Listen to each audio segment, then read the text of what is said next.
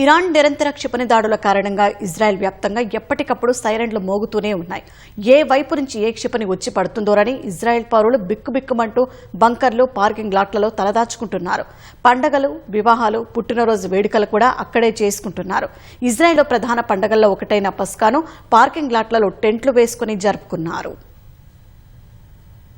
ఎడతెరిపి లేకుండా ఇరాన్ ప్రయోగిస్తున్న క్షిపణుల వల్ల ఇజ్రాయెల్ ప్రజలు నెల రోజులుగా బిక్కుబిక్కుమంటూ కాలం వెళ్లదీస్తున్నారు. ప్రాణాలు కాపాడుకునేందుకు బంకర్లు, అండర్ గ్రౌండ్ పార్కింగ్ స్థలాల్లో తలదాచుకుంటున్నారు.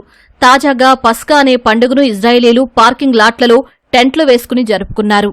పస్కా పండుగలో భాగంగా బంకర్లలో సెడేర్ విందు నిర్వహించిన దృశ్యాలు వెలుగులోకొచ్చాయి. ఈజిప్ట్లో బానిసత్వం నుంచి విముక్తి పొందిన రోజులకు గుర్తుగా యూదులు 7 రోజుల పాటు ఈ పండుగను నిర్వహించుకుంటారు.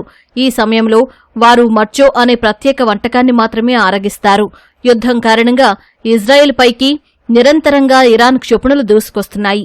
ఈ నేపథ్యంలో చాలా మంది తమ బంధువులు లేకుండానే ఇలా విందులో పాల్గొన్నారు. పాటలు పాడి నృత్యాలు చేశారు.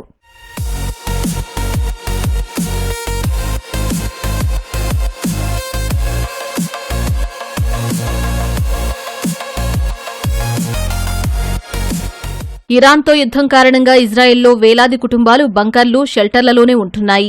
నెల రోజులుగా ఇరాన్తో జరుగుతున్న యుద్ధం కారణంగా ఇజ్రాయెల్ పౌరులు తీవ్ర ఒత్తిడికి లోనవుతున్నట్టు తెలుస్తోంది.